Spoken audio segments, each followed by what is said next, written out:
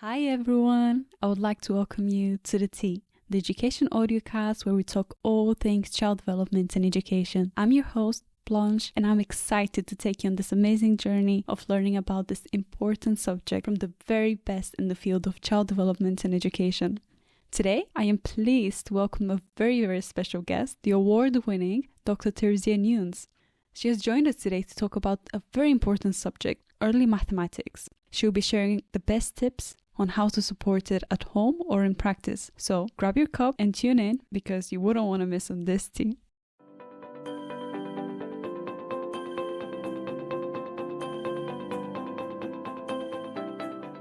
Welcome to another Tea episode, the education audiocast where we talk all things child development and education. Today, I'm excited to introduce to you the internationally renowned award-winning scholar and Emeritus Professor of Educational Studies at the University of Oxford, Terezinha Nunes. Terezinha Nunes is a trained clinical psychologist whose extensive work primarily focuses on numeracy and literacy development. She has joined us today to talk about invisible mathematical knowledge and why it's important for children's mathematical development and academic outcomes. So thank you so much for joining us today, Terezinha. I would like to kickstart this episode by asking you to briefly introduce yourself to our listeners and maybe tell us a bit more about what inspired you to study early mathematical development. Well, thank you for the opportunity to talk to your listeners. It's always interesting to have an opportunity to communicate with other people about my work because I'm fascinated by it myself. I first became interested in young children's mathematics as a clinical psychologist because as a clinical psychologist, I would receive children who had been referred for evaluation in the clinic with a diagnosis of difficulties in mathematics. But in fact, when I worked with the children and studied their reasoning, I realized that they didn't have any problem at all and that they could reason very well. So I tried to understand what was the reason for this discrepancy between the school evaluation of the children and my own evaluation of the children when they got to the clinic. And the major support that I had at the time was from Piagetian theory, which focused on how children reasoned. And it became clear to me that the children who were being diagnosed as having difficulties in mathematics very often were very good reasoners. So clearly they should be learning more mathematics in school. I also was very motivated by the fact that children's performance in early mathematics is a very strong predictor of how much they will like mathematics later on and how well they will do in school. So I felt at the time, as a clinical psychologist, that many children were being given a bad deal because they were very able, but their abilities were not being recognized in school. So this leads us nicely to the first question. Why is early mathematical knowledge important in early years, specifically in relation to children's developmental and academic outcomes? Yeah, well, the research, longitudinal studies, being studies that follow children, evaluate them early on, and then look at their educational outcomes later, has found that early performance in educational evaluations is a very strong predictor of later performance in school. But what's really interesting about this is that even from an early age, there is a distinction between what we call number knowledge and arithmetic and quantitative reasoning. And these two things, even though they are related, they are not identical. And, they both predict later performance, but the best predictor of the two is reasoning. Now, what motivated me to study more reasoning is that people are very aware of children's ability to count,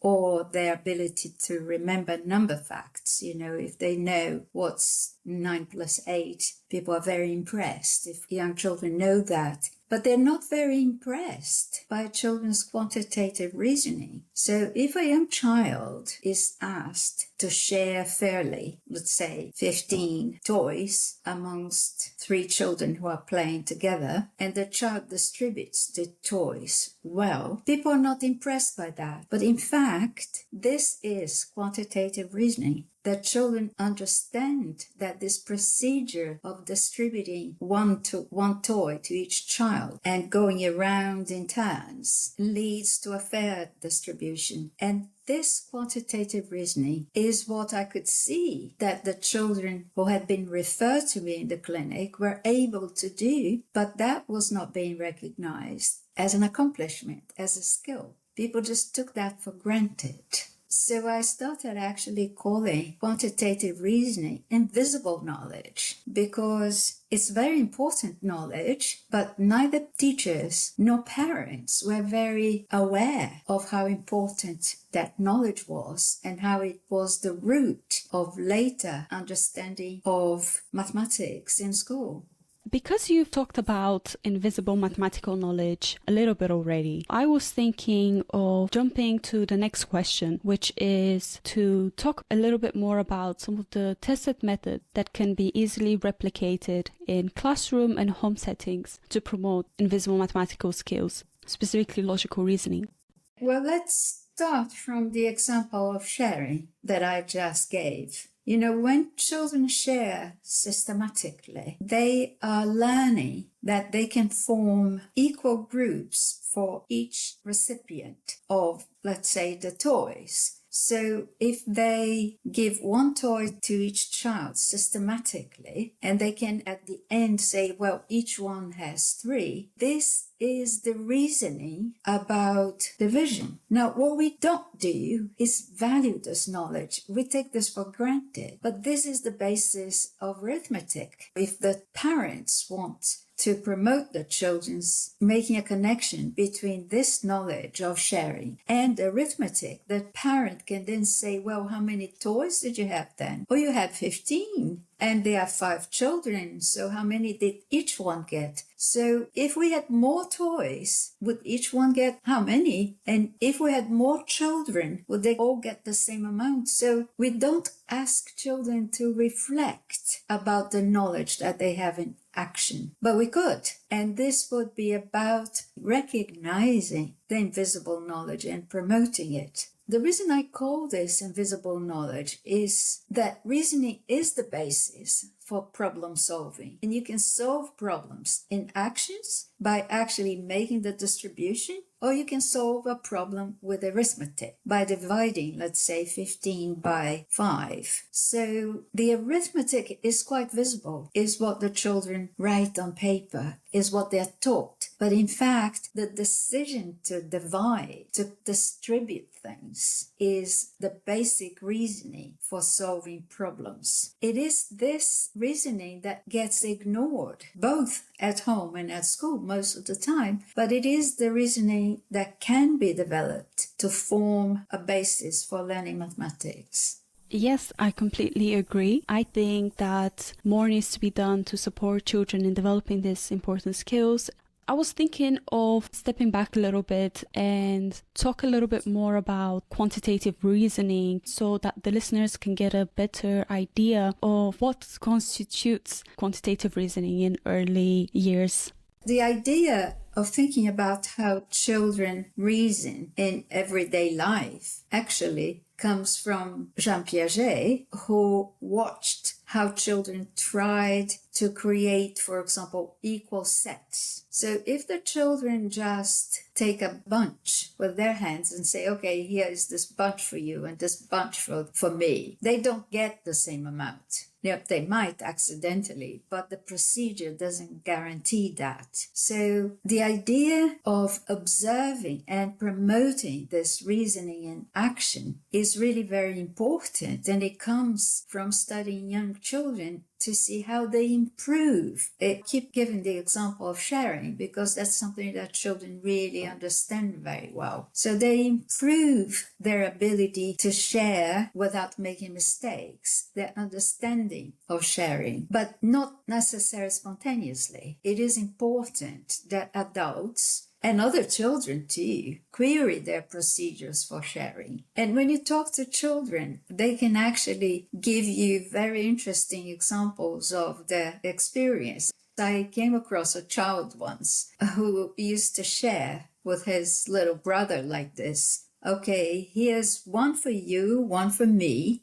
And then when he put a second object for the little brothers, he would say two for you. And then he would give himself two and say two for me. And then he would put one more for the little brother and say three for you. And then he would give himself three for me. And his brother stopped him and said, "You're saying it right, but it doesn't look right." Because he was using numbers in a way that tricked his little brother. Now, this is a child who could reason way beyond what 5-year-olds can do. He realized that he could use numbers to make people believe that it was fair, but he wasn't actually doing a one-to-one correspondence when he shared. Now, we don't want to teach that to children. Parents and teachers can do more by getting the children to reflect and to discuss about the different procedures that you could use for sharing. So interesting.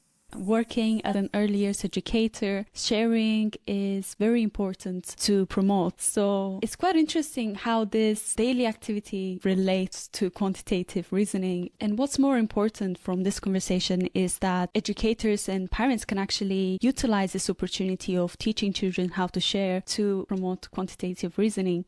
Are there any other strategies of developing quantitative reasoning aside from sharing?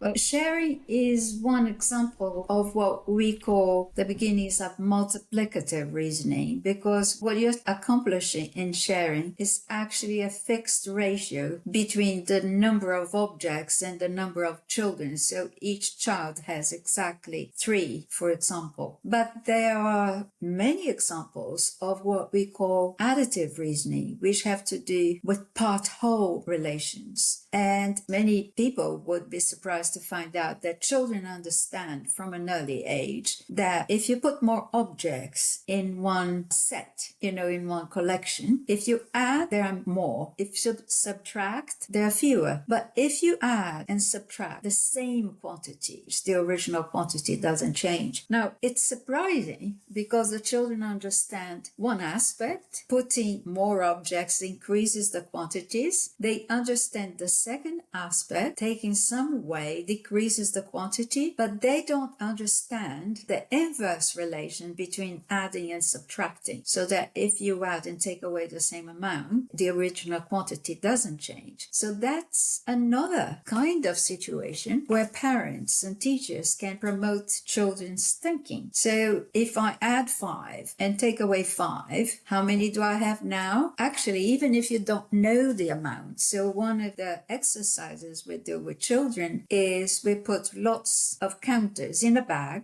or a box and we shake it. We say, oh, we have lots here, but I don't know how many. Now I'm going to put in 3 and I'm going to take out 4. Do I have more or do I have fewer than before? And if you think about it, it's really lots of thinking for the children to do, because if you take out more than you put in, you have fewer. If you take out fewer than you put in, you have more in the bag. So these are things that parents can do and teachers can do with children, which help the children think about what we call the inverse relation between addition and subtraction. And that's another important aspect of early reasoning in mathematics, which is an important predictor of how children will do later on in school. Maybe our listeners might be thinking, what age is the best to start the promotion of quantitative reasoning skills? Well, when children are really young, I'm talking about 3 and 4-year-olds, they are investing a lot of effort in learning their first language and sometimes more than one language. And learning to count is part of learning a language. Learning quantitative words is part of counting, of learning the language. So you really need to invest on language learning to make sure that the children can actually talk about their reasoning when you're talking with them, and also, spatial language. So there's a lot of effort that parents and teachers of preschool children can put into supporting their language development. But I would say from about the age 4.5 and 5, you want to start getting children to think about the consequences of their actions, adding, taking away, distributing, so that they start thinking about relations between quantities, which is really the essence of quantitative reasoning. Thank you so much for this detailed answer. Your previous research has shown that children's self-confidence is very, very important in supporting mathematical performance. What is your advice for parents and educators working with children who might be struggling with their self-confidence in the subject of maths?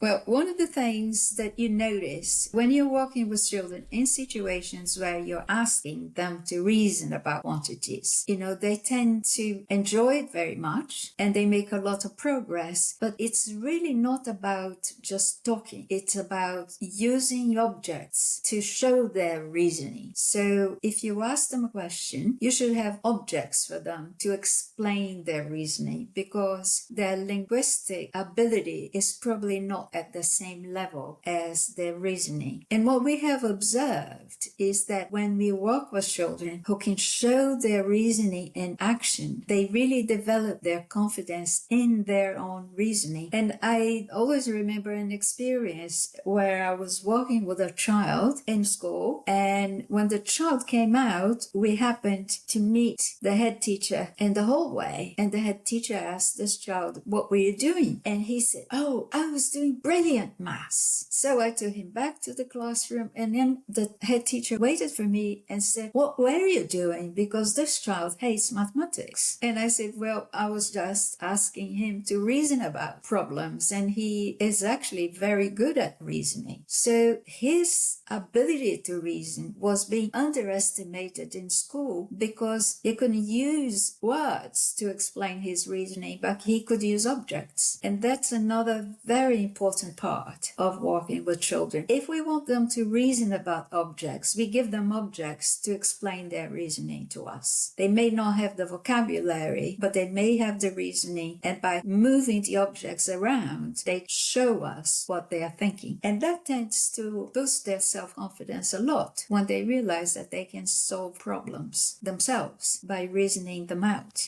As someone with many years of working in the field of education, what is your advice to graduates and professionals for a successful and impactful academic career in education? I think what has helped me was to learn to listen to children, to observe children, and to try to design questions that would match the place where they are in their reasoning, in their ability to explain. As I was mentioning before, sometimes the children can't explain things in words, but they can explain them to you in action. And they say, "Look, let me show this to you." And they solve a problem in action without being able to solve it using words or numbers. And that's when you see what I call their invisible knowledge. I think not only has helped me in my research, but it has also shown me how much more children can do than we think they can. Thank you so much for sharing this valuable knowledge and expertise with us today. Dear listeners, you have just heard from the incredible Dr. Terezinha Nunes.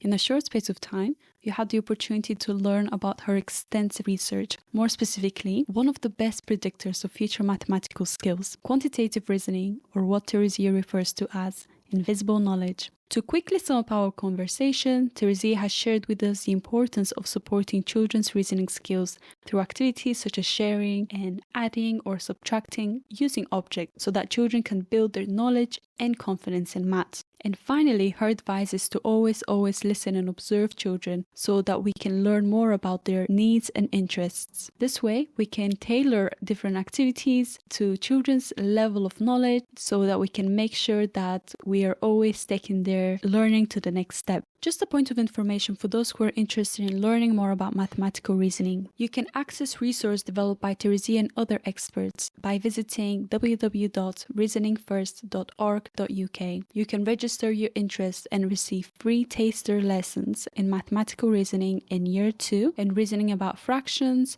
in Year 4, including free continuous professional development materials on fraction. This will be extremely useful if you're a primary school teacher. Also, if you're a parent or a professional working with children and are interested in improving your knowledge on children's mathematical learning, please have a search and find Terezinha and Brian's book titled Using Mathematics to Understand the World: How Culture Promotes Children's Mathematics. It is a great book with activity sheets designed to help you develop your knowledge of mathematics and how to best support it in practice or at home. And remember, children's early learning is the bedrock for future success in their personal and academic endeavors. I remain your host, Blanche, and I'll catch you on the next episode. Bye for now.